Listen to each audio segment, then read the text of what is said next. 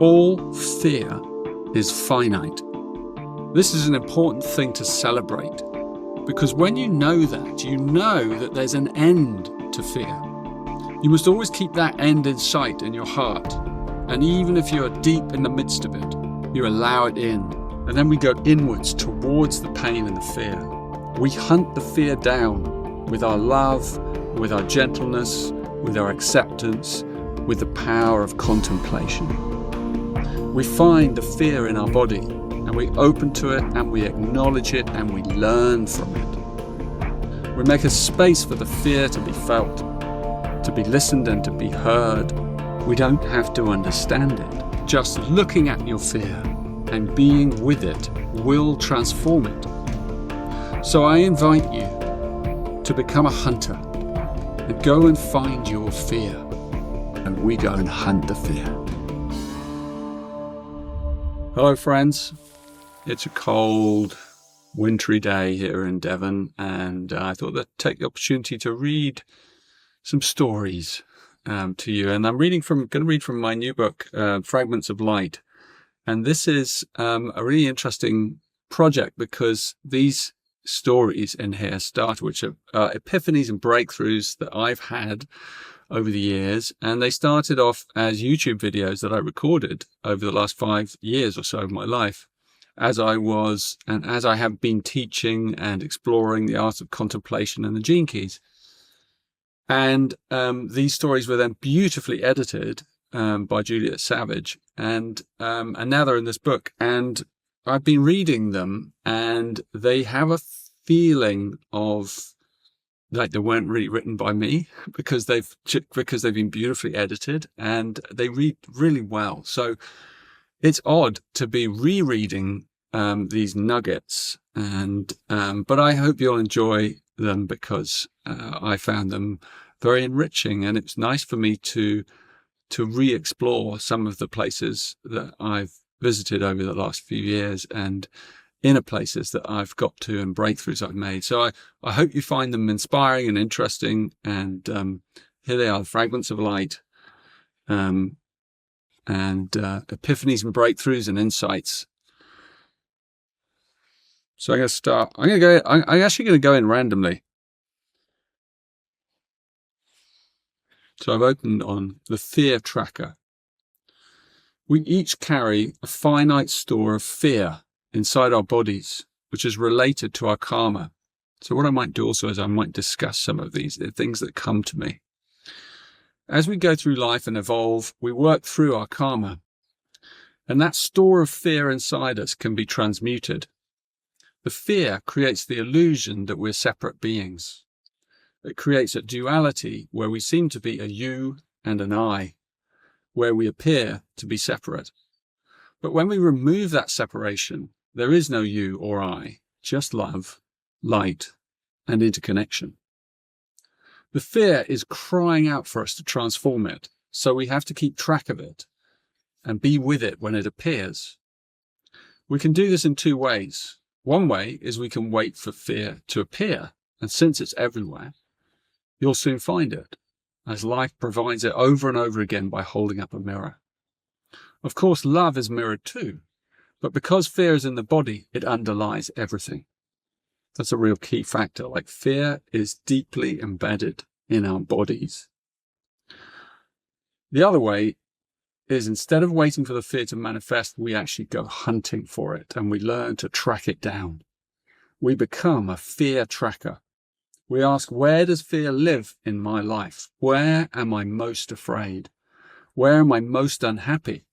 Where is there the most pain? You can take a moment to go into your body and ask those questions. Where does the fear live right now? Where is it inside your body? Where's the discomfort in your body? And that's where the fear is.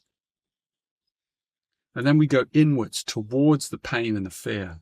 We hunt the fear down with our love, with our gentleness, with our acceptance, with the power of contemplation. We find the fear in our body, and we open to it, and we acknowledge it, and we learn from it. We make a space for the fear to be felt, to be listened and to be heard. although we don't have to understand it. There's a key. We don't have to understand it or know where it comes from or why. And for fear, you can also substitute the word trauma. Fear is often multi-leveled, some of it coming from this life rooted in childhood trauma, and some coming from our ancestors' trauma, loss, or grief. Some fear is from far, far back in our racial genetic memory, and we carry it on behalf of humanity as a collective fear. This is the deepest fear, the collective wound of all beings going right back to the beginning of time. Using this method, we hunt the fear, and when we find it, we give it space. It's important to realize that all fear is finite. There is the golden sentence. All fear is finite. There, you can quote me on that. You can send it around the internet. All fear is finite. That sentence gives hope to humanity. There's so much pregnant in that sentence. This is an important thing to celebrate, because when you know that there's an end to fear.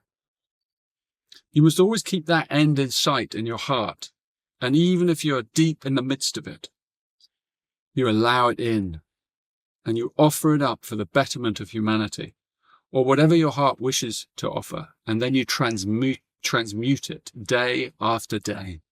It's ongoing work, right? It's a labor of love. We have to keep going specifically to those places where fear appears to be strongest, and we just watch it. That's all you have to do. It's like standing on the edge of a cliff. You don't jump off the cliff, you just stand there. You just go to the edge and you look at your fear. This is all the practice requires. Just looking at the fear and being with it will transform it gradually over the years. Through this practice, we are transforming finite reservoirs of fear, and one day we'll get to the last few atoms of fear left inside us. These are the most stubborn ones. We must give these remnants our ultimate gentleness as they disappear into the vast light of the consciousness that lives inside us, behind the fear. So I invite you to become a hunter and go and find your fear. Don't wait for it to find you. And when you've found your fear, be gentle with it as it transmutes, and you'll soon find a miracle unraveling before your very heart. It's a beautiful teaching, this. It's a beautiful, beautiful teaching. It's the path towards enlightenment, because behind that fear is the light, is the enlightened realization of what you are without the fear, what we all are without the fear. So, yeah, go find it. And that's what meditation is. That's what Tantra is. That's what yoga is all about. That's what all these spiritual practices and sadhana is all designed to help us locate those aspects of ourselves that are rooted in fear, transmute them, and then let them go. And then we discover what lies beneath this vast, incomprehensible beauty, this love that is woven into the fabric of our being and that connects us to all things. So be a fear tracker and enjoy this incredible journey, this adventure into fear. And it's not something we need to fear. That's the irony. We don't need to fear the fear. We go and hunt the fear. So yeah, blessings.